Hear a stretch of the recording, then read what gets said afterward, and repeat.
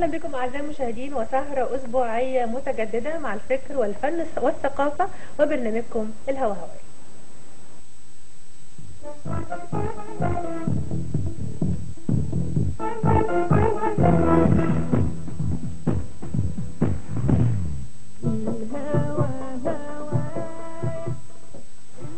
النهارده اعزائي المشاهدين بنسهر مع الامل مع الزهرات المتفتحه للحياه مع فرقه كورال اطفال قصر ثقافه الاسماعيليه، ومعانا كوكبه من النجوم التي ساهمت في وجود هذه الفرقه وفي تقدمها.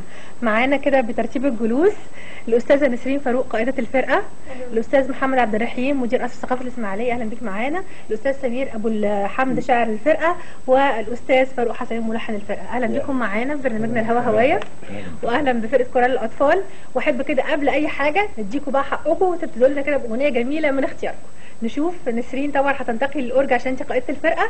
أيوة. واي اغنيه كانت تختاروها نبتدي بيها حلقتنا النهارده ان شاء الله. هنبتدي باغنيه يلا نحب للاستاذ الشاعر الكبير استاذ سمير ابو الحمد وغناء المجموعه. خلاص يلا نحب من تاليف سمير ابو الحمد ومن غناء المجموعه، وطبعا عزف نسرين. اتفضل.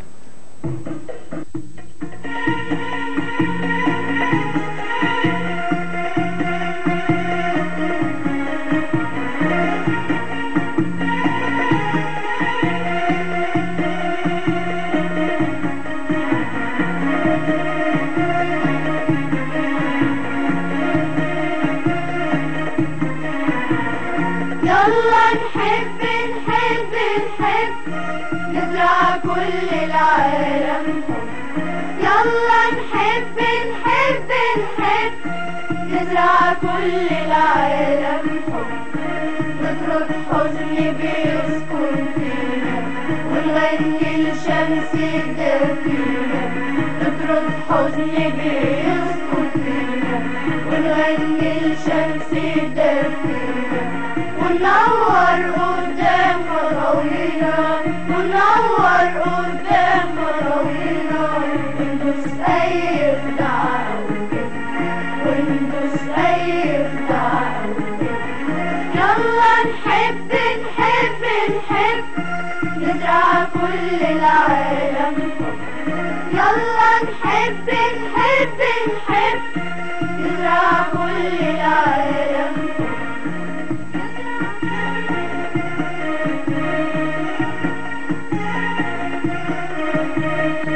يلا نعيش في الدنيا أصحاب فيها وردة وإيد كتاب.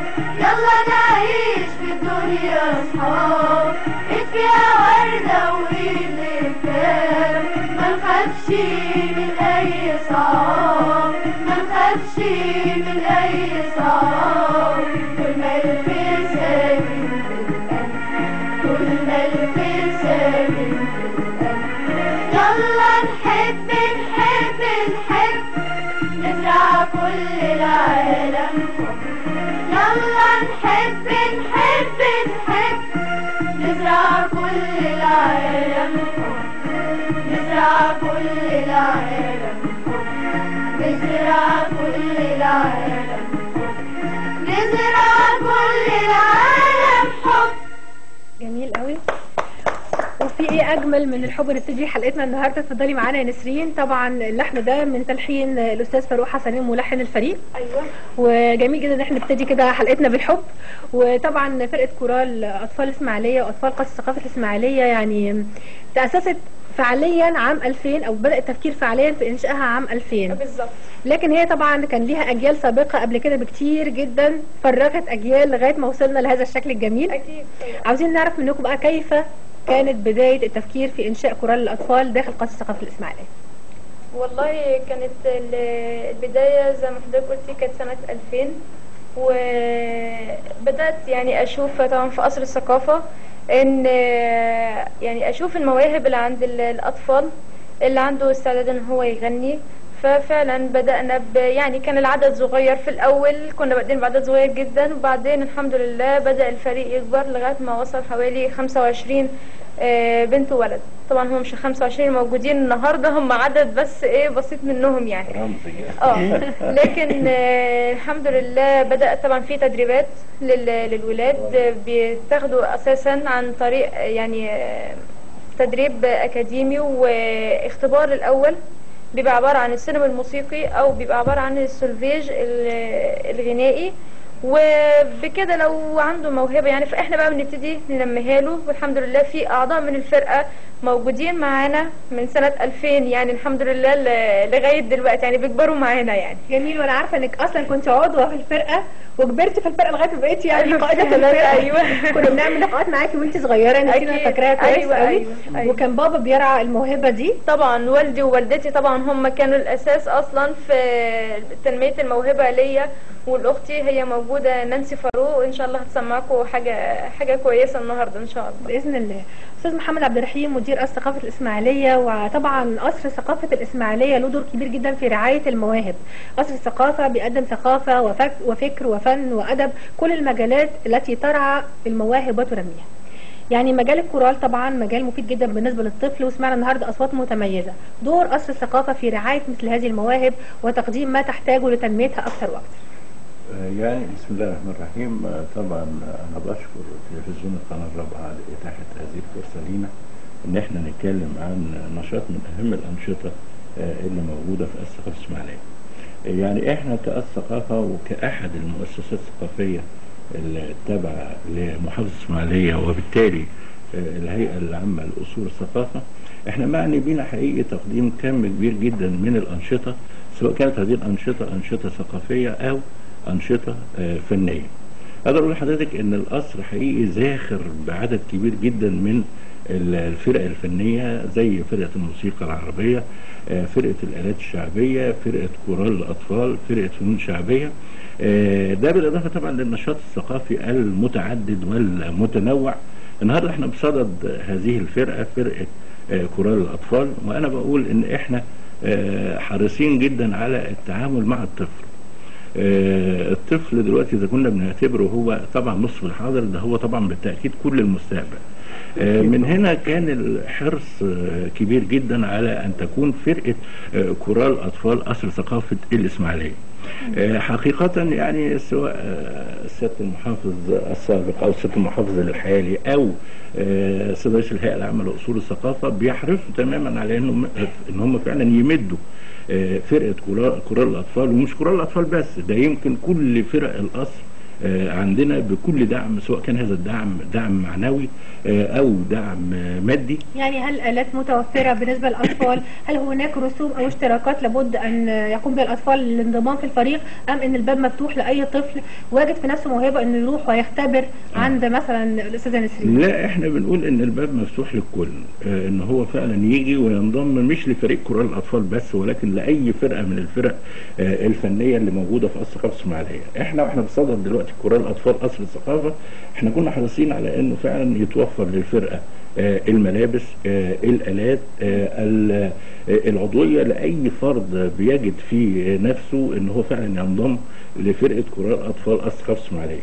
النهارده احنا بنتكلم برضو على فرقة كورال قصر الثقافة، برضو لابد ان احنا نذكر أصحاب الكلمة الجميلة اللي هم فعلا قدموا لنا كل كلمة حلوة بتأديها فرقة كورال أطفال قصر ثقافة الإسماعيلية، بدءا من الشاعر المتميز واللي موجود جنبي الأستاذ سمير أبو الحمد، أيضا هناك الأستاذ شوقي المتولي.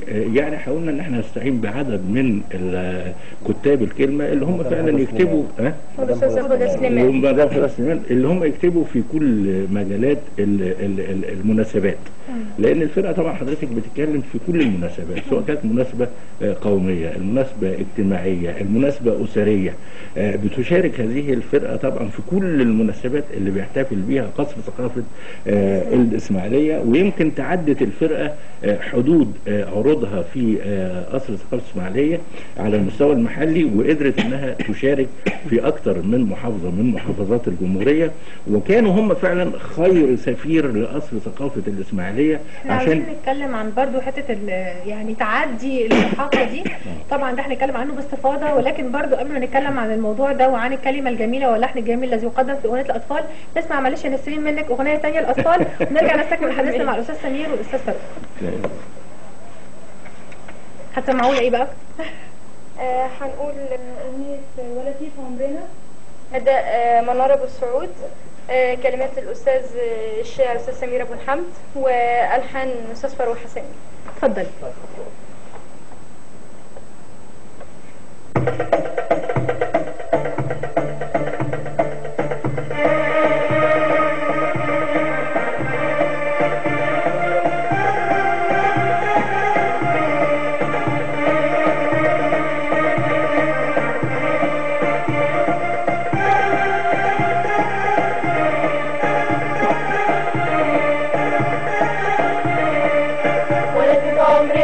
من الغنى واجمل من شمس الدفينة، فرحة ضمنا ضحكة عمرنا بالحب نواصل خطوينا. ولكن عمرنا احلى من الغنى واجمل من شمس الدفينة، فرحة ضمنا ضحكة عمرنا بالحب نواصل خطوينا.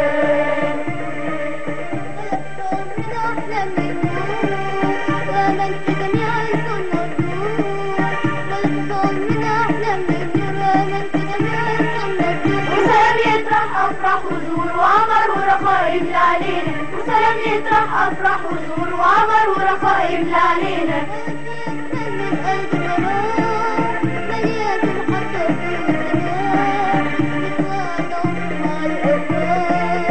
بالحب نواصل خطوينا، بالحب نواصل خطوينا.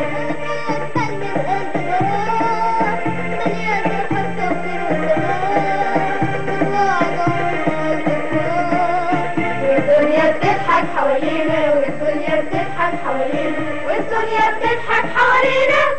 جميل جدا، برافو يا ولاد. ودلوقتي بقى بما ان الاغنيه من كلمات الاستاذ سمير ابو الحمد الشاعر الغنائي، عايزه بقى اعرف من حضرتك الكتابه للاطفال طبعا شيء مش سهل ابدا، لكن انا ملاحظه ان الكلمات كلها تفاؤل واقبال على الحياه واشراق، كلها معاني جميله، دعوه كده للتفاؤل، دعوه للمحبه. يعني هل بنراعي قيم معينه تكتب في كلمه الطفل مختلفه عن كلمات الاغاني الاخرى؟ اكيد حضرتك الطفل بيشكل ابجديات البراءه في الوطن يعني، وباعتبار ان الفنان محمد فوزي يعني هو اول من اخترع اغنيه الطفل، وكانت اغنيه تحمل قيمه او مضمون معين، فانا اعتقد اني اسير على هذا النهج. يعني اعتقد ان الاغنيه التي لا تطرح قيمه او هدف او مضمون هي اغنيه هدامه يعني. فانا ميال للاغنيه اللي فيها مورال، هدف، لان الطفل هو اساس المجتمع، وزي ما الاستاذ محمد قال الطفل هو كل المستقبل، فلا بد ان يكون هناك تفاؤل، لابد ان يكون هناك امل يعني، عكس معظم ما يغنى في العصر الحديث. وانا ازعم يعني انه لا توجد اغنيه طفل بمعنى اغنيه طفل حقيقيه يعني. ربما تكون ابجديات الطفل برضو الفنان محمد فوزي لما كان بيغني للطفل الصغير كان بيقول له ماما زمانها جايه بعد شويه، جايبه لعب وحاجات، لان الحدوته واللعبه هي ابجديات الطفوله. كانت تطرح هدف، ليست اغنيه للتسليه او للترفيه.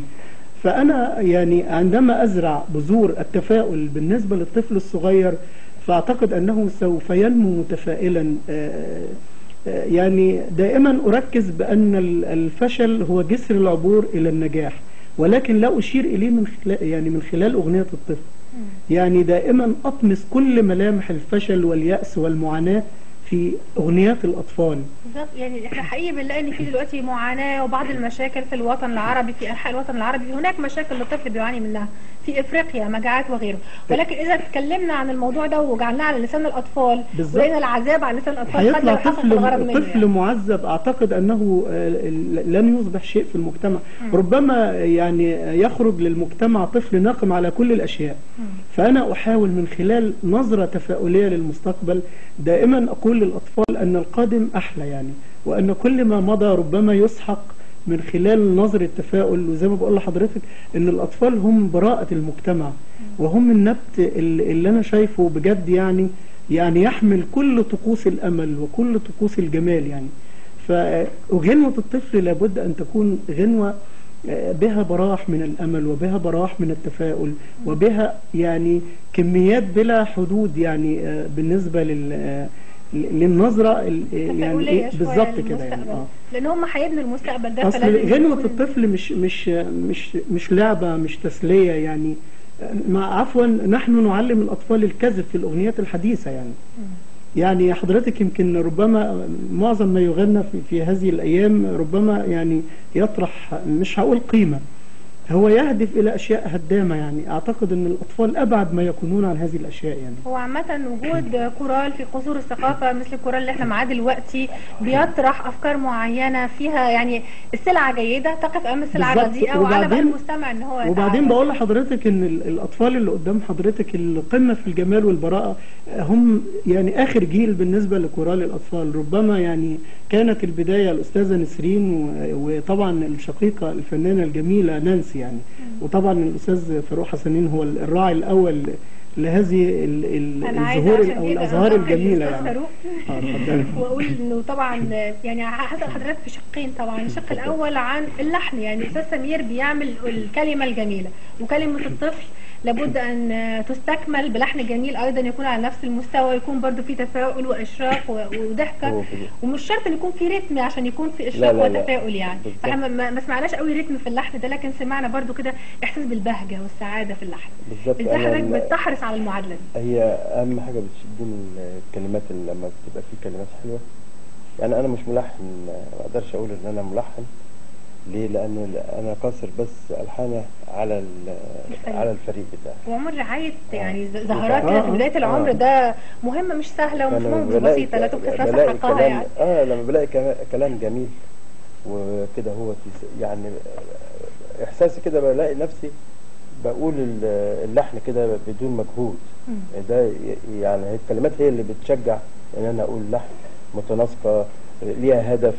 يعني أغنية يلا نحب بيتكلم عن الكتاب وعن فيها زهرة وفي يعني في حاجات كتير حلوة في معاني الكلمات، وعلى ضوء دوت احنا بنلحن. وفيها حاجات كتير برضو كلمات حلوة كتير موجودة وليها ألحان جميلة يعني.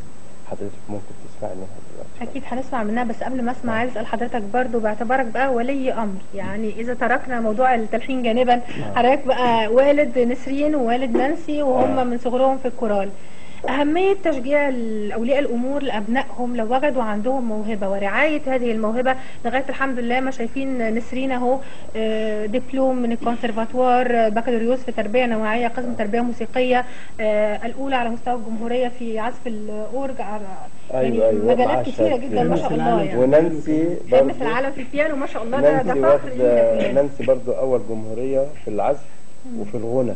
نانسي تتميز انها كمان جميل. تغني اكتر. احنا عايزين نسمع نانسي بقى. نانسي دلوقتي انس الفقي مسلمها جايزه اولى على مستوى الجمهوريه، وهي بتغني في ختام مهرجان القراءه للجميع. دي نانسي برضه.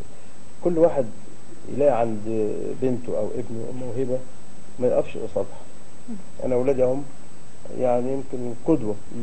نانسي مثلا كانت في فصل فائقات 95% 97%، يعني ارقامهم كلها كويسه، ونسين نفس الحاله. فالعمر المزيكا ما بتعطل. تمام. بالعكس إذا يعني ان هم بيبقوا متجهين اتجاه حلو زي الاطفال الحلوين اللي قدامك دول كلهم بيحبوا يجوا ويسمعوا ويتثقفوا. يعني هي بتقعد المدربه بتقعد تدي لهم حاجات اكاديميه، ازاي يقولوا الصوت وازاي يقولوا من الدو للدو والحاجات دي. ازاي ما تلاقيش نشاز او تلاقي في حاجه. فكل ولي امر يجد عنده الفرصه ويجي قصر الثقافه. قصر الثقافه هناك الاستاذ محمود المنايا والاستاذ محمد عبد الرحيم والاستاذ ابو السعود مش مخليين يعني اي حاجه احنا بنطلبها بصراحه بيبقوا موفرينها لنا من مكان نقول فيه والات موسيقيه يعني كل الامكانيات موجوده. في ان الطفل بس يجي لغايه عندنا واحنا هنديله الطريق اللي يمشي فيه كويس. هو اذا سمحتي لي يا استاذ نهله، هو طبعا حضرتك عارفه احنا معني بينا بالدرجه الاولى تكوين اي فرقه من الفرق الفنيه. انما لما تلاقي حضرتك ان هناك عنصر اخر متعاون معاكي، وخاصه لما يكون عنصر من الرواد نفسهم في تكوين هذه الفكره او هذه الفرقه، فده طبعا بيضفي نوع من زي ما تقولي الاستاذيه يعني بالنسبه للفرقه، وخاصة لما يبقى العناصر القائمة على تكوين هذه الفرقة عناصر زي ما تقولي حضرتك متخصصة. السر برضو إذا كان هناك سر يعني أنا بذيعه إن الأستاذ فاروق حسنين هو عازف الناي الأول بفرقة أحد الفرق برضو المتميزة في قصر ثقافة الإسماعيلية، هي فرقة الموسيقى العربية. فطبعا هنا التخصصية موجودة من الناحية الفنية. ولما تبقى برضو الأبلة نسرين وأختها الأستاذة نانسي برضو على نفس درجة هذا التخصص، مفيش شك ان ده بيخلق فرقة اكيد هي هتبقى او هي فعلا كده فرقة من الفرق المتميزة. انا عايزه اضيف انا سر من عندي بقى لاحظته يعني ما شاء الله في جو حب وتفاهم بين بالظبط. ده افرز فريق ناجح وفريق هو كمان محب لبعضه الحمد لله. تمام. وعايزه فعلا اسمع دلوقتي نانسي عشان تتوج الموضوع. شافهم هنا وقال لي انا ما اقدرش اقول ان دول يعني في مستوى الفرقة بتاعتنا اللي في القاهرة. ما شاء الله. طب يعني رفعتوا راس اسماعيليه وقت ثقافه اسماعيليه. نسمع نانسي نسرين بعد اذنك. اتفضلي.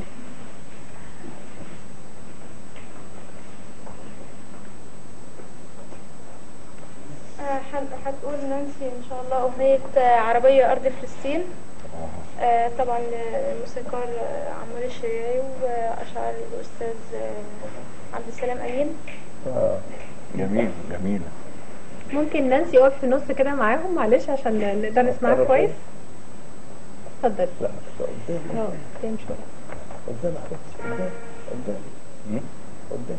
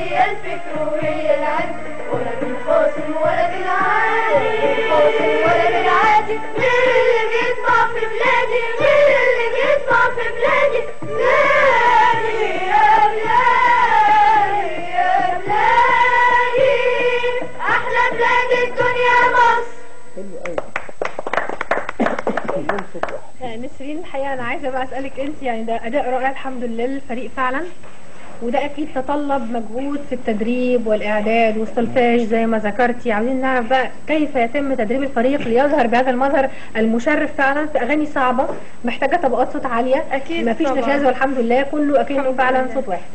فعلا زي ما يعني حضرتك قلتي لازم بيبقى فيه تدريبات. اساس الاختيار في الفريق بيبقى على اساس سلم موسيقي بيتعمل، بيبقى يعني واخد جزء من الطبقة الصوتية. لو هو تمكن الطفل او الطفلة من اداء الطبقة دي هيقدر ان هو يجيب جميع الطبقات. فلو قدر ان هو بيقول السلم الموسيقي بيبقى بينضم معانا يعني، وبنبتدي بقى في تمارين، بتبقى التمارين سولفيج لفتح الصوت، بتبقى تمارين زي في تمارين تكنيك للعزف، في برضو تمارين فويس للأصوات. فالتمارين دي بنعملها قبل كل بروفا، قبل ما نبتدي في الغنى التمارين الأغاني بتاعتنا بنبتدي بتمارين الفويس علشان الطفل يقدر يغني جميع الطبقات اللي احنا عايزينها. زي بالظبط اي لعيب مثلا، لاعب لما بيبتدي ينزل مثلا بيسخن قبل ما بينزل المباراة بتاعته، احنا بنعمل كده بالظبط. بيبقى في تمارين صوتية، تمارين فويس عشان نقدر ان احنا نغني الاغاني. والحمد لله بنقدر بنقول اي اغنية احنا عايزينها بعد كده بعد ما بنعمل التمارين. بحاول ان الاغنية مش سهلة فعلا، وفي انسجام وتناغم بين اعضاء من الاغاني فعلا الفريق الصعبة جدا والحمد لله يعني. يعني. استاذ محمد عبد الرحيم، مدير قصر ثقافة الإسماعيلية، حضرتك قلت ان الفريق شارك في عدة مهرجانات خارج الإسماعيلية في محافظات أخرى. أنا عارفة انه شارك في السويس وبورسعيد وفي المهرجان الذي يقام بالقلعة أيضا. كلمنا حضرتك يعني عن المهرجانات اللي شارك فيها الفريق. في الحقيقة يمكن أهم حاجة بتميز فريق كورال الأطفال عندنا في الثقافة هو حتة الانتشار. وبالمناسبة الانتشار ده مش جاي من فراغ. زي ما ذكر يمكن الأستاذ فاروق إنه الفرقة فرقة متميزة، وجميع السادة المتخصصين سواء كان من رئاسة الهيئة العامة لأصول الثقافة عندنا أو من قطاعات أخرى متخصصة جم فعلا شاهدوا الفرقة وأثنوا فعلا على العروض المتميزة اللي بيقدموها. من هنا كان الحرص شديد جدا على انه الفرقة تظهر بالمظهر المشرف. ولما بنيجي بقى نتكلم على المظهر المشرف للفرقة لابد اني اذكر لحضرتك انه احنا كثقافة بنولي هذه الفرقة كل اهتمام، والاهتمام ليس اهتمام قاصر على ان احنا بنوفر لهم المكان، ولكن احنا جنب بنوفر لهم المكان لابد ان نوفر مقومات اخرى لنجاح هذه الفرقة. اهم وبالمناسبة حضرتك المجموعة اللي قدام حضرتك دي هم رموز فقط من فرقة كورال الاطفال الثقافة الإسماعيلية، انما هو طبعا العدد حضرتك اكبر من كده بكتير، وهو فعلا يعني حوالي 25. لكن هل بيتم مثلا نوع من ادماج بين فريق كورال قصر ثقافة الإسماعيلية وفرق كورال قصور الثقافة الأخرى على مستوى المحافظات، بحيث يكون عندنا فريق كورال على مستوى الجمهورية مكون من المحافظات؟ ده اللي بيحصل. ده فعلا جت لجنة من القاهرة وبدأت تشوف الفريق، لأن قالوا فعلا عايزين يعملوا كورال تعاون الثقافي على مستوى الجمهورية. فعلا جت لجنة من القاهرة وكنا ان شاء الله في المستقبل هنحقق الموضوع ده. لا اسمحي لي يعني ان اشير الى دور الاذاعه والتلفزيون والصحافه في القاء الضوء على هذا الكورال. يعني فعلا الصحافه ليها دور كبير جدا والاذاعه والتلفزيون، يعني باعتبار ان اجهزه الاعلام هي دورها تنويري. اعتقد ان الانتشار الغير عادي بالنسبه للكورال الفضل فيه يرجع طبعا الى ايه؟ الى اجهزه الاعلام. يعني بدليل ان احنا دلوقتي موجودين اعتقد يعني متشافين على مستوى العالم من خلال القناة الرابعة، وهكذا الإذاعة. يعني الكورال سجل في العديد من النوافذ الإعلامية واتكتب عنه، ويمكن أنا واحد من اللي كتبوا سواء في الصحافة العربية أو المصرية عن كورال الأطفال. الدور الإعلامي طبعا لا يمكن أن نغفله. يعني يعني صدقيني لو مفيش نافذة بيطل من خلالها الكورال على الناس ما كانش هذا الانتشار الجميل يعني. كمان برضه لو مفيش كلمة حلوة، فبرضه قبل ما نتكلم عن دور الإعلام نتكلم عن دور الكلمة الجيدة. الله يخليك. وحضرتك يعني بتكتب للأطفال ولكورال الأطفال، عايز أعرف يعني أحب الأغاني إلى قلبك أو أكتر أغنية شايف إنها مست قضايا معاصرة، قضايا بيعاني منها الأطفال أو مش فاهمينها صح، محتاجين لإعادة تصحيح مفاهيم، الأغنية من شأنها بالنسبة للأطفال إنها تعمل ده. والله يمكن حضرتك طبعا أنا بشكرك على هذا الإطراء الجميل يعني، ولكن يعني الكورال أنا بدأت معاه من البداية، يعني أزعم أني واحد من الذين أسسوا هذا الكورال يعني. وحضرت طبعا الأستاذة نسرين وهي ما زالت يعني زهرة جميلة تتفتح في بستان النغم يعني. أنا ميال قوي زي ما بقول لحضرتك للغنوة التي تطرح قيمة أو هدف يعني.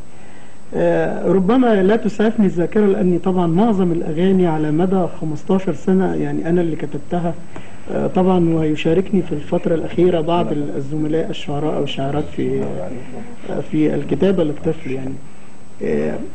أنا ممكن أقول إن الأغاني الأخيرة هي اللي أنا بركز قوي فيها على قيمة معينة، باعتبار إن إحنا بنعيش في عصر حافل بالصراعات يعني. يمكن آخر غنوة إحنا عملنا أنا بتكلم عن حق الجار. أعتقد إن معظم البيوت المصرية يمكن حضرتك ممكن يكون جارك ساكن قدام منك وسنين طويلة ما تعرفيش عنه أي حاجة حتى اسمه. يمكن أنا أذكر برضو إن أنا يمكن ما عرفتش اسم جاري إلا بعد ما توفى يعني. ودي طبعا ليست مشكلتي، هي مشكلة المجتمع المصري بالكامل. ربما نكون يعني أكثر حميمية، ولكن هناك بعض من الناس يحاول أن يصنع لنفسه عالما خاصا يعني لوحده. فأنا بحاول أقول للطفل إن جارك ده هو أهم من أي حد في أسرتك، لأن الرسول عليه الصلاة والسلام وصى على الجار السابع. لا إحنا المفروض يعني مش سابع جار، أنا أعتقد إن الحي كله لابد ان يمثل لو احنا بس على قد العباره يبقى كويس يا استاذ سمير اللي بتيجي بالظبط كده. فانا جارنا رفاعي غنوه بتتحدث عن حق الجار، ومش شرط ان الجار دوت يبقى راجل بسيط. اعتقد ان الرجل البسيط ده ممكن يبقى راجل مثقف، راجل قادر على ان يحب جميع الناس، قادر على ان يمنحني الامان يعني. فانا من خلال الغنوه واللي انا فعلا بتمنى ان حضرتك يعني تسمح لنا ان احنا نسمعها حالا لو هي جاهزه. لا هي جاهزه والاستاذ يمكن انا ما سمعتهاش لان الغنوه حديثه يعني. فانا فعلا بتمنى يعني ان تتاح لي الفرصه ان اسمعها من خلال نسمعها مع بعض حالا يعني. واحيي الاستاذ فاروق على احساسه الجميل اللحني، وعلى الاستاذه نسرين في تنفيذ الغنوه، وعلى الزهرات الجميلات يعني في اداء الغنوه يعني. نسمع جارنا رفاعي ونشوف قيمة بقى رعاية الجار وحقوق الجار.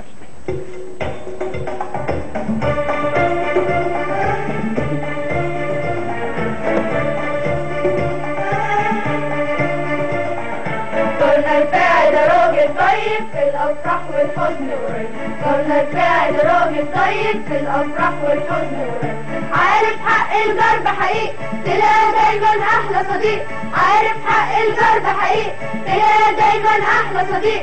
جارنا مثقف قاري كتير بيته مليان ورد وعصافير. عايش شغله وعنده ضمير ماشي مع الأفراح في طريق. جارنا شعره الحب وجود نهر عطاءه ملوش حدود. جارنا شعره الحب وجود نهر عطاءه ملوش حدود. حلمه يعيش يكون فرود بلاش ولا لحظة دين. جارنا رفاعي بالبحير جارنا رفاعي بالبحير جارنا رفاعي بالبحير. ونرجع للاستاذ فاروق بقى واكلم حضرتك عن احنا دايما كاقاليم بنعاني من ازاي نرعى الموهبه ونوصلها. يمكن العاصمه هي ذات الحظ الاوفر في تقديم المواهب. هل انشاء مثل هذا الكورال ومثل هذه الفرق من شأنها انها برضو يعني تنمي المواهب وتوصلهم شويه بشويه للعاصمه علشان كده يشقوا طريقهم؟ يعني هل ده شيء جيد بالنسبه للمواهب في الاقاليم؟ طبعا دي حاجه يا ريت في الاقاليم نلاقي فرق. وانا اذكر ان اصول الثقافه السنه دي يعني كان في فكر ان في حاجه اسمها يعني زي سياره بداخلها مسرح وكل الحاجات اللي تحتاجها القرى. يعني السياره دي كانت هتوصل لغايه القرى وتعرض فن الأطفال وفرق الموسيقى العربية وكل الفرق اللي موجودة في الثقافة، كانت هتتنقل للقرى عشان ننشر الوعي وننشر الأغاني ديت. عشان زي ما بنقول ان الاطفال زي ما هم في حاجه الى رعايه طبيه وصحيه، أيوة. نوديلهم احنا قلنا نروح لغايه عندهم، كمان في حاجه الى رعايه ثقافيه القافله، رحله القافله اسمها كده اهو. فكنا هنودي الولاد دول يروحوا هناك عشان، وبعدين طبعا في مشوارنا هناك في الارياف او في الاقاليم هناخد المواهب اللي نلاقيها، يعني ما يمنعش ان احنا لقينا موهبه هنقول لها تعالي ونضمها معانا، يعني مش هيبقى قصر على المدن بس، لا احنا يا ريت حاجه توصلنا لغايه الارياف وناخد المواهب. طبعا في مصر ولاده وفيها في كل مكان هتلاقي فيها موهبه، ناخد من دول كلهم ونعمل فريق تاني ونكبر الفريق دوت بتطعيم من القرى ومن الارياف اللي حوالينا. ما يطبق على أغنية الطفل الحقيقة بيطبق على باقي الأغاني الأخرى، يعني إذا كنا بنقول إن الأغنية المحلية هي اللي ممكن توصلنا العالمية، الفيلم المحلي بيوصلنا العالمية، أيضا أغنية الطفل كلما كانت محلية وعالجت مشاكلنا المحلية على قدنا ممكن إنها بعد كده تصبح عالمية. أكيد طبعا حضرتك، أكيد. ويمكن يعني اسمحي لي أن أشير إلى أن افتتاح مهرجان القراءة للجميع الأول كان كورال الأطفال الإسماعيلية. يعني يمكن الأطفال دول غنوا قدام السيدة سوزان مبارك طبعا يعني، والعديد من الأغاني، يمكن برضو عاملين أغاني كتير جدا، ولكن طبعا هذه الأيام طبعا مش مناسبة الأغاني دي، لأن طبعا الكورال غنى كثيرا يعني للقراءة وللكتاب ولهذه القيم التي تجسد المجتمع يعني. بقول لحضرتك من خلال مدينة الإسماعيلية، من خلال هذا الذوبان في المحلية، حضرتك معاكي خامس العالم في البيانو، معاكي رقم 1 في مصر بالنسبة للعزف مثلا والغناء نانسي ونسرين. ده طلعوا من الإسماعيلية، لأنه أعتقد أن الولد أو البنت اللي بينبت في هذه الأرض له عبق آخر مختلف عن يعني إحنا تشبعنا برائحة البارود، فخرج الأطفال أكثر حماسا وإقبالا على الحياة، عكس طبعا أطفال تانية يعني وجدوا في عالم آخر. يعني احنا طبعا حضرتك يعني عارفة ان احنا بالظبط كده حائط الصد بالنسبة للوطن، يعني احنا درع الأمان يعني. فتخيلي الأزهار أو الزهرات الجميلات دول لما يخرجوا من مدينة الإسماعيلية ويمثلوا مصر من خلال كورال الأطفال القومي، ويتحدث عنهم يعني واحد من كبار الموسيقيين في الوطن العربي المايسترو سليم سحاب، يقول إن فعلا إن الأطفال دول بهروني، وأنا شايفهم فعلا يعني لا فرق بين كورال أطفال مدينة الإسماعيلية أو قصر ثقافة الإسماعيلية وكورال الأوبرا. جميل جدا. نسرين انا عايزه اسالك برضو يعني باعتبارك يعني اللي عنده موهبه فنيه وبينشا في محافظه غير القاهره والاسكندريه وهي من المحافظات الكبرى يعني ممكن تتاح ليهم فرصه الانتشار بشكل اكبر، هل في عقبات واجهتك علشان تنمي موهبتك؟ طبعا في رعايه من قصر الثقافه، في رعايه من والدك، لكن هناك نوع اخر من الرعايه لا يتوفر الا في العاصمه في بعض الاحيان. هل واجهتك بقى شويه مشاكل كده لغايه ما قدرتي تنمي موهبتك وتوصلي للمركز اللي انت وصلتي له؟ اكيد طبعا، يعني هو كل واحد بيبقى بيقابله عقبات يعني على بال ما بيحقق اللي هو عايزه يعني. طبعا يعني احنا يعني كانت فكرة الكورال دي كانت في بالنا من زمان، بس يعني الواحد ما كانش لسه عارف يعني مثلا هيحققها فين، هيجمع ولاد مثلا ازاي، الاغاني اللي ممكن تتعمل، فده كان حلم كان في دماغنا من زمان. والحمد لله لغايه ما رحنا قصر الثقافه وبدانا نعرض الفكره في القصر، يعني لقينا ترحاب كبير جدا من الاستاذ محمد عبد الرحيم مدير القصر، والاستاذ محمود المنير واستاذ ابو سعود. فالحمد لله يعني الحلم ما استغرقش كتير وبدانا ان احنا نحقق فيه. يعني بدانا برضو بالاغاني البسيطه واحنا في القصر، فبدأ التلفزيون يصور معانا، إذاعة تسجل معانا، فالحمد لله بدأنا واحدة واحدة اللي احنا لغاية ما وصلنا اللي احنا فيه يعني الحمد لله دلوقتي. وطبعا الموهبة كان أساسها والدي ووالدتي الحمد لله، يعني نموا فيا الموهبة من الصغر والدي كان بيبتدي يعلمني عزف، ووالدتي كانت يعني بتحفظ كلام الأغاني، وكنا بحفظ منها الأغاني. يعني أنا برضو بغني بس ميالة للعزف أكتر يعني من الغنى. طب أستاذ محمد عبد الرحيم، يعني أكيد في خطة بقى طالما يعني الحمد لله فرقة كورال ثقافة الإسماعيلية مشرفة كده، في خطة لتطوير هذه الفرقة علشان توصل لمستوى أحسن وأحسن. تصورك للتطور الفرقة دي في الفترة اللي جاية إن شاء الله؟ والله حضرتك يعني زي ما تقولي احنا بنحاول ان الفرقة تكون متطورة بشكل دائم، وبرضو انا عشان احقق حتة النجاح مش لفرقة كورال الأطفال بس، لأي فرقة من الفرق الفنية لابد أن تتوافر عناصر معينة في سبيل نجاح هذا العمل. احنا جنب ان احنا بنوفر المكان عندنا بالنسبة للفرقة، برضو في حاجة مهمة جدا جدا اللي هي احنا بنحرص على انه نوفر الزي المناسب اللي ممكن ترتديه الفرقة، على اساس ان الفرقة بتعرض في مناسبات مختلفة، يبقى لابد ان تظهر هذه الفرقة بالمظهر المشرف. وده احنا بنحققه، وحقيقي بيساعدنا فيه السادة المحافظين، سواء السيد المحافظ السابق او السيد المحافظ الحالي، ده بالاضافة الى الدعم المستمر من الهيئة العامة لاصول الثقافة. وبرضه يعني زي ما تقول حضرتك لابد ان نشير الى نقطة مهمة جدا، زي بالظبط لعيب الكورة اللي بيدور برضه على انه ياخد مقابل للتدريب بتاعه في التدريبات او في الماتشات اللي بيلعبها.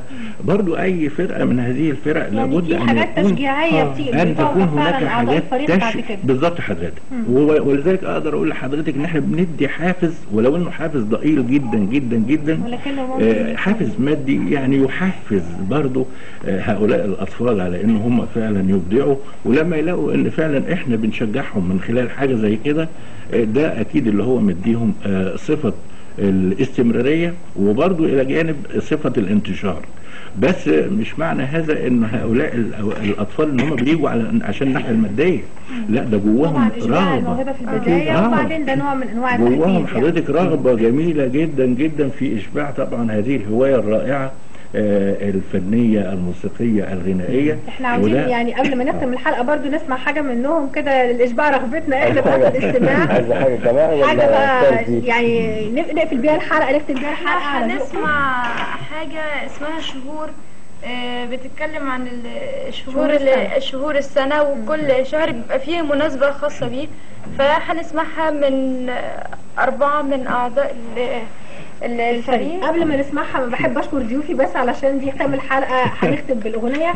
بشكر طبعا نسرين فاروق قائده الفرقه، بشكر الاستاذ سمير ابو الحمد شاعر الفرقه، الاستاذ فاروق حسنين ملحن الفرقه، والاستاذ محمد عبد الرحيم مدير الثقافه الاسماعيليه. ونستمع معا اعزائي المشاهدين في ختام حلقه الهوى هوايه الى هذه الاغنيه من فريق كورال اصل ثقافه الاسماعيليه.